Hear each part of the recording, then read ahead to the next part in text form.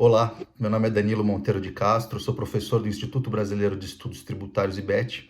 Venho falar com vocês hoje sobre uma das aulas do nosso curso de especialização em Direito Tributário, aula sobre controle processual da incidência, declaração de constitucionalidade. O próprio nome já sinaliza, né, que é um controle pontual aí, da incidência, né, através evidentemente, de um processo judicial, mas ligado à constitucionalidade ou não da exação, ou de algumas das etapas do ciclo aí de positivação.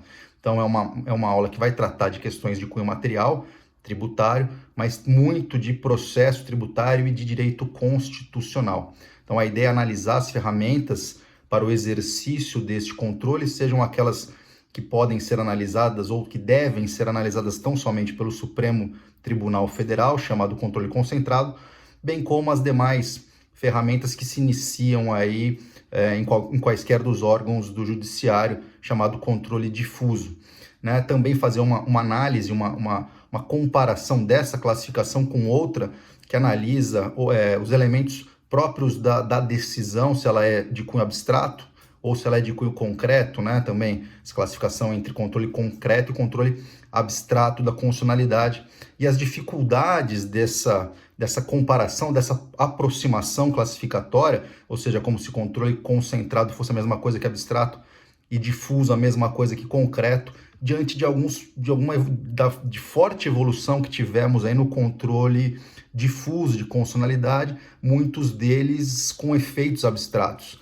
Né, o que temos aí no chamado controle de constitucionalidade no regime de recursos repetitivos, né, o recurso extraordinário nessa sistemática dos repetitivos, se quer que a decisão vá além das partes daquele processo, e, portanto, há uma certa abstração naquele pronunciamento. Mas será que essa abstração permite a equiparação desse controle com um controle concentrado? Né? Será que é possível falar que uma decisão posta nesse cenário processual aí dos recursos repetitivos, ele tem eficácia erga omnes? Né? Esse é um ponto muito caro à aula, porque ainda é um tema bem divergente na doutrina.